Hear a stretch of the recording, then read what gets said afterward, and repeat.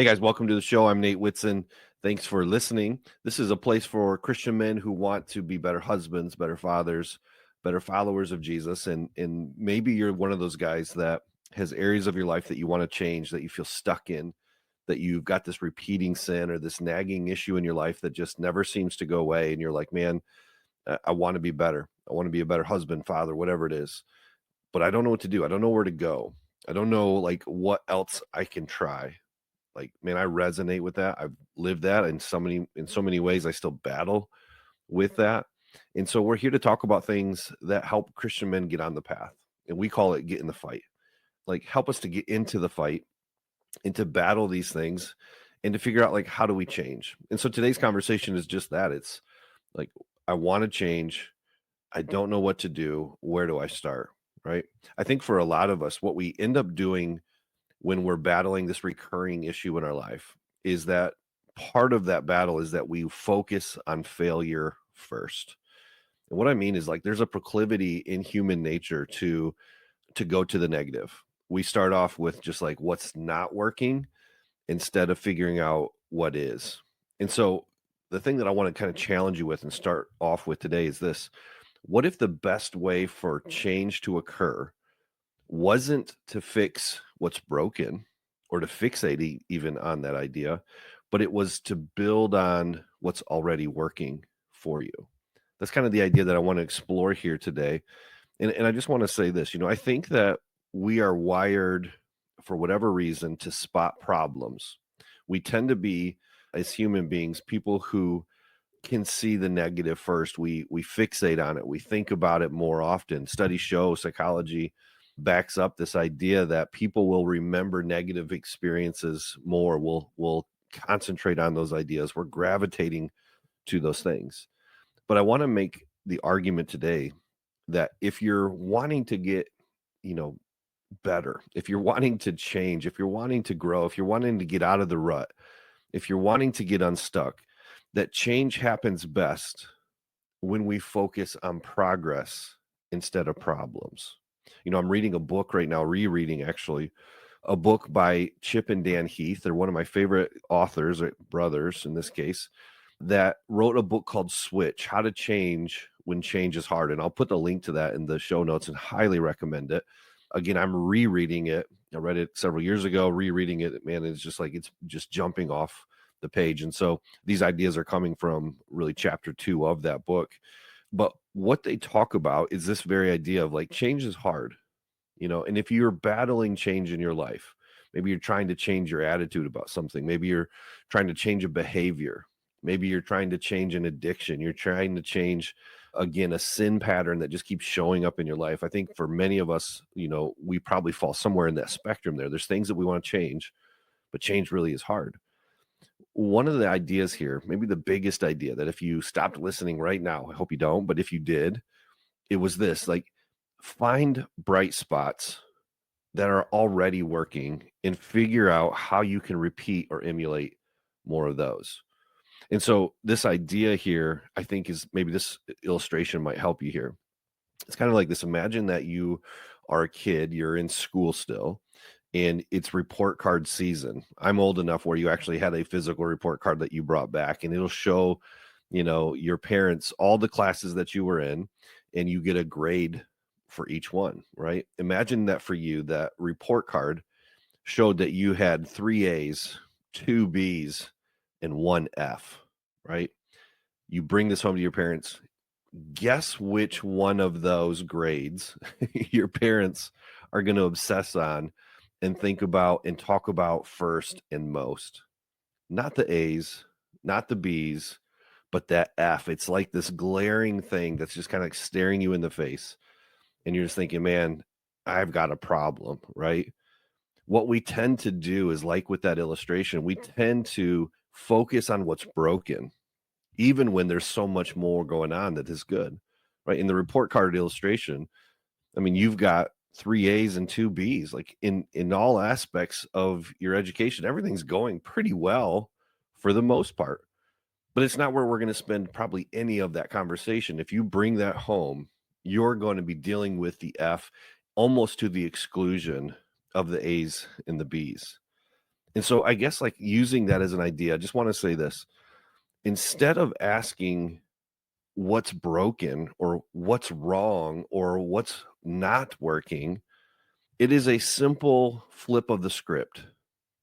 Change might come better when you focus on progress first. That's really the argument that's being made here. If you started to look at this and say, man, you've got 3 A's and 2 B's, there's a lot that you're doing great. Let's talk about those things first. Imagine if you went into that conversation there of like, wow, this is like overall a pretty great report card, son. You're doing pretty good here. Let's talk about this, right? Think of it this way. Imagine that the thing that you're dealing with is pornography. That's a big one in our ministry. It's a big story in many men's lives. Imagine that you've avoided pornography for 3 days after going on a 10-day binger, right? Like for 10 days you just failed. But man, for the last 3 days, you've been able to withstand the pressure. You've been able to withstand all of that, and you haven't looked at a thing. You had 3 great days. Don't obsess with the 10 that you failed would be the argument here. You're wanting to change. You're wanting to get rid of this thing in your life. You hate the sin that you are just feel so plagued and burdened with. When you want to change, we tend to go, man, but out of 13 days, you failed 10. Like you're screwing this up. And by the way, many times that's just the voice of the enemy screaming that at you, because he knows that if you focus on the problem long enough, you're going to be buried by the problem. But what you're going to find is that the scriptures tell us something different. There's a different way of approaching this that I think makes so much sense. What if though you started with this idea of looking at this and going, man, I had 3 great days. I won 3 in a row. And you fixated on that and you started to really just ask yourself, what helped me to win in those last 3 days? And you start looking for what, again, Chip and Dan Heath call bright spots. What were the successful things that worked for you that might be worth emulating or repeating or doubling down on or whatever, right? What worked for you, right? And this can work for anything. It doesn't have to be pornography. Maybe it's laziness. It's just like, man, like you're lazy, you're not doing it. But then, man, you've got like over the weekend, you got after it. What happened there? What were the things that got you to get unstuck from laziness? Or maybe it's the way that you explode in anger. Man, you're just like, you're trying hard, but you lost it again last night. But today you won, even though you felt that pressure building, right? Like find the bright spots. What did you do on the days that you won? Fitness, it could be that. It could be spiritual habits. It could be anger. It could be all kinds of things. But here's what I would tell you. You should start to highlight small wins along the way, because small wins shows you something important. When you win 3 out of 10 days, or even just hour by hour, whatever it is, depending on the struggle, when you start to win, what it shows you is that winning is possible. Getting unstuck is possible. It gives you a bright spot in the middle of, darkness and chaos and trouble. But if you fixate on the trouble, guess where it leads you? To just spinning out of control and just thinking, man, I'll never get past this thing. I'll never be able to do this. Trouble, problem. But when I focus on the small wins, I go, you know what? It is possible. I can do this. It is possible. And I need to figure out how I'm going to change. Well, start with the small spots. In fact, think of this from Philippians 4, verse 8. It's this verse that you've probably heard. It says, like, whatever is true, whatever is noble, whatever is right, whatever is pure, think on these things. Here's where I think this clue comes into play here from the book Switch, but also from the Word of God. I think what God is telling us here is the same thing that the Heath brothers are saying, that where you set your mind matters, right? If you are setting it not on the failure, but on the progress, on the truth, then there's something to be said that moves you in the direction that you want to go. And I'll give you another example here. In our Fight Club, we have 4 principles that we talk about all the time for Christian men, being men of honor, being men of discipline, being men of strength, being men of joy. But the way that we pray through it is we say this: I am a man of honor. I am a man of discipline. I am a man of strength. I am a man of joy. Now, the point of that is that you actually aren't, right? I'm actually not, but I'm working towards a positive goal. I am framing it in a way that pushes me to the truth of what God could do in me and is doing in me. And it moves me to progress versus I sure hope someday I can be, right? Now, it's not like you're trying to lie to yourself, but the reality is we're trying to set our mind on who we want to be and who God is causing us to be and working out in us. Men of honor, men of discipline, men of strength, men of joy. It's setting our minds on progress towards positive goals, things that help us to conform more and more to the image of Christ. I think that's a beautiful thing. Set your mind on those things versus, again, what's the opposite? To set your mind on the struggle, to set your mind on the problem, and to constantly just be having this negative self-talk of like, I'll never get out of this. I've been here for so long. I'll probably never, right? All of those negative messages that come. So you can either choose to stay in that if you want, or you can set your mind on whatever's true. Like Christ in me is enough, that God has provided a way out, that I'm a man of strength. I have the ability through Christ to do these things, and on and on.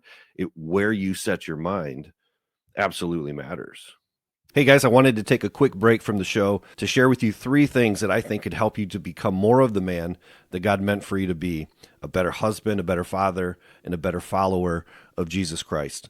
3 things, totally free, that I think can help you. Number 1 is our podcast. Hit the subscribe button, share them with a friend. That makes a big difference, not only in your life, but in somebody else that you care about as well. And it helps us to reach more men. Number 2, we do a free weekly newsletter that is short, it's concise, it deals with just one key question and then 3 simple action items each week that will help you to get in the fight in a really practical way. You can find that at getinthefight.club/newsletter. And then lastly, you can join our Fight Club community. This is a free private app for Christian men only, where you can talk to guys and get involved with guys' lives from all around the world who are just like you, trying to get in the fight to be better men for Christ. You get things like daily devos, weekly challenges, monthly gatherings, small groups, so much more. It's kind of like a Facebook group, but exclusively for Christian men, and it's totally awesome, and it's totally free.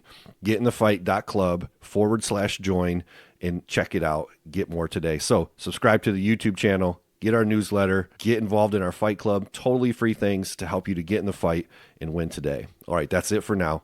Thanks for listening. Back to the show. Here's another thing that I think when it comes to change, when that's the focus today, how do I change? And maybe it's not about fixating on the problem, but it's really moving my mind to progress first. It's finding these bright spots that have worked, these things that made me successful, even in small little moments, that maybe if I could do more of those things, it could work. Here's another thing. I think God builds from what's already in your hands, and he helps you to move forward with what you have. Like, for example, Moses had a staff, and God used that staff that he had in his hand. David had 5 stones. And remember the boy in the story that Jesus is like, how are we going to feed all these people? Or the people asked him, how are we going to feed these people? And the boy had 5 loaves and 2 fish. What's the point? God often starts with what's in your hand, not with what you don't have. So I think the way that we can approach this when it comes to change is saying, God, where have I already seen you give me strength? Where have I already witnessed you changing me or giving me victory or helping me to have clarity over this thing? How can I take what God has already done in some small ways in my life to form and shape me and, to build me more into the character of Christ? What are those bright spots, in other words, that God has already done in my life? How can I look for those things and do that more often? That's the point, right? God is looking at you and he's thinking, man, you are my son, and I'm giving you everything that you need to have strength and victory and clarity in your life.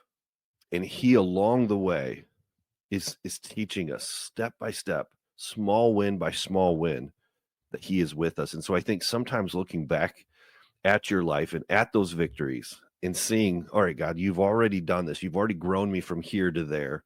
How do I get now from where I am currently to where I want to go? It's seeing that, God, you are with me. You'll be with me still. And again, it's reframing from negative to ultra positive in what is true, that God is with you and he's working with what you have. He's not asking you to do something with something you don't have. He's given you everything that you need to change, right? And so now let's build off of some of those things that we've already seen him do. How do we do more of that in our lives? And last thing here, I guess, is just this, like, we've already kind of mentioned it, but I just want to hammer this idea home that small wins really do matter. When you're trying to change, we wish we could go from 0 to 100. You know, if pornography is your thing, you would like to say, God, would you just take this away and it never bothers me again? I want to go from 0 to 100 with you. But he doesn't do that, right? For a lot of us, we struggle back and forth and the battle rages on. But along the way, we're seeing small wins, and those small wins matter. What I want you to think about here is, in the moments of clarity for you, whatever your battle is, right? Whether, again, that's anger or laziness or exercise or whatever it is, spiritual disciplines. What is your thing? What is the area of your life where you're like, man, I seriously want to change and I don't know where to start? I want you to start small. I want you to think small first. And what I want you particularly to do is to look at those small wins along the way, those small wins in that area of your life where you can point back to it and go, you know what? I did really well that time. There's a bright spot here where I haven't always wanted this, but when I did, this is what I was doing. When I won 5 days ago, here's what the setting was like, right? Figure out, think through, investigate, be curious about the bright spots, find those and figure out, okay, if that helped me then, how could it help me again? If that helped me then, how can it help me again? And here's the question that maybe you ask: what's working when I actually do the things that I want to do? What was working for me in that moment? And then how can I do that again the next time? Right? This is what it means to look for the bright spots. It's these small little pockets of victory. There, God is like giving you strength in that moment to go, you know what? I'm with you and I can do it again and I can do it again and I can do it again. What's working when you actually find yourself doing the things that you want to do? What was working when you were acting like the man of honor that you want to be, or the man of discipline that you want to be, or the man of joy that you want to be? What was working? Change becomes, I think, less overwhelming and stressful when you can start to build momentum on the things that have already worked. And the thing that you need, the thing that I need when I'm trying to initiate change and see change in my life, is I need some momentum, because there's nothing like feeling like you're stuck and you can't get out, right? It's like if your car is stuck and you can just kind of inch it forward just a little bit, you at least feel hope. But when you're just spinning the tires and you're like, dude, it's just getting worse and worse and worse, it's a terrible place to be, that you feel like there's no hope. And so the thing that you need to find in initiate or experience, I should say, change in your life, is you need momentum. Well, how do you get momentum? You build off of bright spots. You're like, you know what? That worked for me before. I'm going to do that again. And if it works that time, you're like, wow, okay, now I'm 2 days in a row. Now I'm 3 days in a row. And maybe you fall in between. Hopefully you don't. But if you did, what you do to get back into the momentum, into the swing of things, is you're like, I'm going to repeat the things that I know have worked in the past, that bright spot for me. This is why I think in Zechariah 4:10, you probably know this verse. I'm assuming you've at least heard it. Zechariah 4:10 says, don't despise these small beginnings. Right? Don't despise little victories. In other words, don't look at them as like, yeah, but it didn't change my life. Like, yeah, I won that day, but remember the 10 days I screwed up still? Like, don't do that. And it's not like you're trying to pretend. It's not like you're trying to lie to yourself. The point is, whatever you put your mind to is the direction that you're going to move in most, right? And so God is saying, whatever's true, whatever's noble, whatever's right, whatever's pure, think on that stuff. Think about the wins versus the brokenness. Think about the progress over the problem.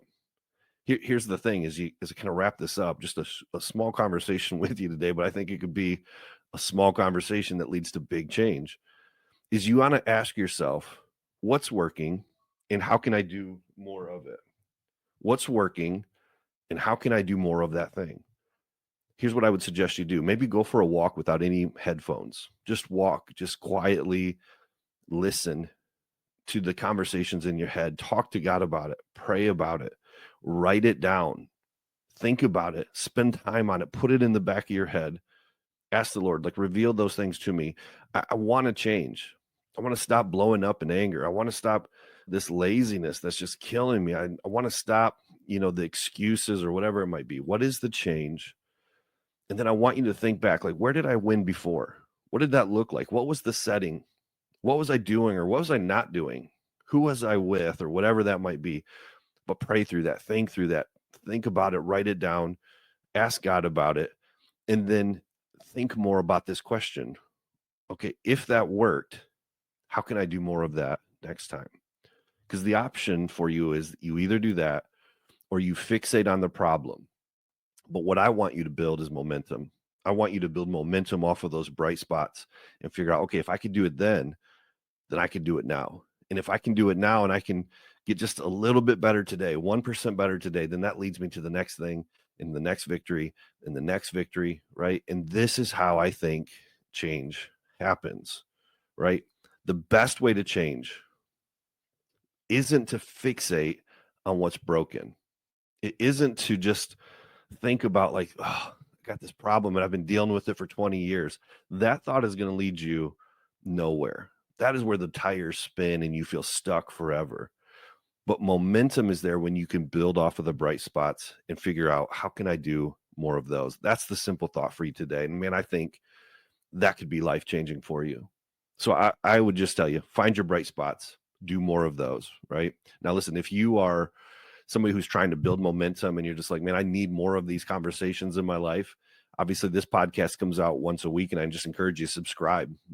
Click the button where you can get notifications for wherever you listen to it so you don't miss conversations like this that are geared specifically to Christian men. If that's you, and if this conversation is helpful, stay tuned for the next shows. But there's also some more free things I would suggest to you.